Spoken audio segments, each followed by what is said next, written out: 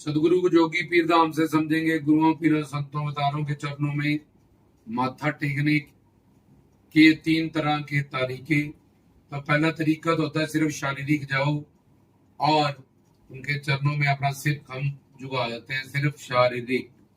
तो इसमें सिर्फ शरीर झुका, शरीर नश्वर है, हर जगह से गंदा है, एंड में अग्नभेट इसको कर दिया जाएगा। तो शारीरिक मत्था टेका तो शारीरिक ही फल मिलेगा, लेकिन शरीर नश्वर और शरीर से किया हुआ कर्म भगवान के बाद नोट नहीं होता, क्योंकि मन की भक्ति सिमरन कहते हैं, जिसमें मन जुड़ा हो, और मन ही बंधन मोक्ष का कारण है। मन में ही पाप जमा है, मन ने ही झुकना है, मन को फल मिलना है। तो खैर पहला माथा होता है शारीरिक, उनके चरणों में कि इतने लोग माथा टेक रहे हैं तो हमें भी टेकना चाहिए, कुछ ना कुछ प्राप्त हो ही जाएगा। किस और जहाँ फिर हम जाते हैं ऊपर ऊपर से हम चरणों में सिर्फ झुकते हैं किसी अवतार संत महात्मा गुरुजनों के आगे। दूसरा फिर हम वहां बैठने लगते हैं और समझने लगते हैं, कुछ प्रवचन ज्ञान चौकी कीर्तन तो हमारे समझ में आना पड़ता है।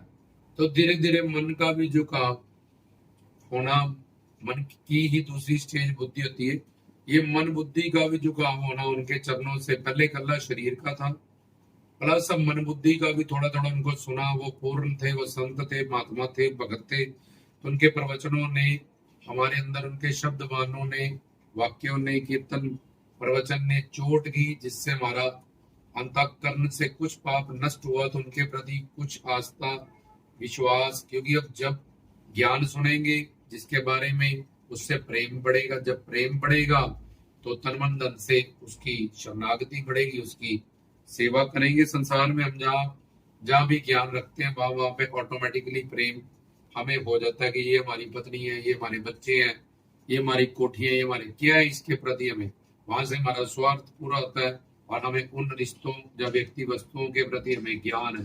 तो ऐसे ही जब भगवान के बारे में, अवतारों संतों भक्तों के बारे में ज्ञान प्राप्त होगा, पहले नंबर में तो हम शरीर ही जुगा के आ गए, तो इसका तो कोई फल नहीं है, पर something is better than nothing. वैसे भी हर जगह संसार में, कोर्ट में, डॉक्टर में के आगे, टीचर के आगे, घर परिवार के आगे हम झुके ही हैं। तो उससे अच्छा है कि हम संत भगवान ईश्वर से के आगे झुके, और उसका फल बहुत कम है, बहुत लिमिटेड है। उससे आगे वहां बैठे और अच्छे कर्म पुण्य उदय हुए, उनकी कृपा हुई।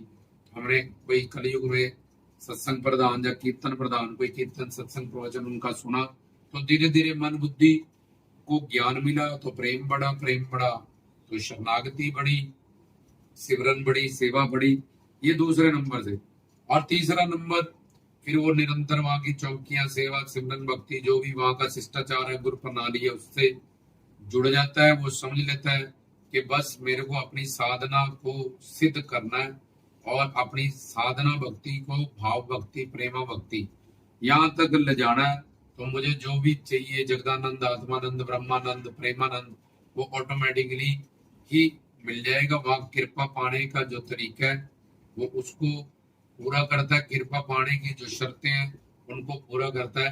हालांकि वो कीर्तन सुन सुन के प्रवचन बिल्कुल हर उसका डाउट क्लियर हो जाता है, और सिर्फ भगवान का वो दर्शन, प्रेम, सेवा और कृपा, ये चार चीजें ही उनसे मांगता है। तो दर्शन मांगने से उसका रास्ता खुला रहता है वहां दरबार पे जाने का। सेवा मांगने से तन मन धन से अंतःकरण शुद्ध होता है, बर्तन बनता है। और कृपा मांगने से, कृपा मानव शरीर मिलना, पूर्ण गुरु का मिलना, अपने कल्याण की भूख होना, गुरु को पहचान जाना, उनके चरणों में शरणागत हो जाना, ये चार विशेष कृपा होती है। इसके अलावा जगदानंद में जो भी तुम्हें चाहिए वो सारी कृपा शक्ति के अधीन ही आती है सारी चीजें, धर्म अर्थ का मोक्ष की। और चौथा उनका प्रेम, तो प्रेम के वश में भगवान। तो ये तीसरा वाला तन से, मन से, आत्मा से, रूह से, संकल्प से, सब जगह से पूर्ण शरणागति से बाबा जी के आगे, ज्ञानों गुरु के आगे, भक्तों संतों के आगे झुकता है, जिसका माथा टेकना सफल हो जाता है। और जो भी फल लेने गया होता है वो अपने सदगुरु से, भगवान से, भक्तों से, संतों से, अवतारों से प्राप्त करता है। तो ये थे तीन तरह के तरीके, किस तरह से भगवान के आगे झुका जाता है, और अपने तरीके के अनुसार ही हमें फल मिलता है। जय भगवान।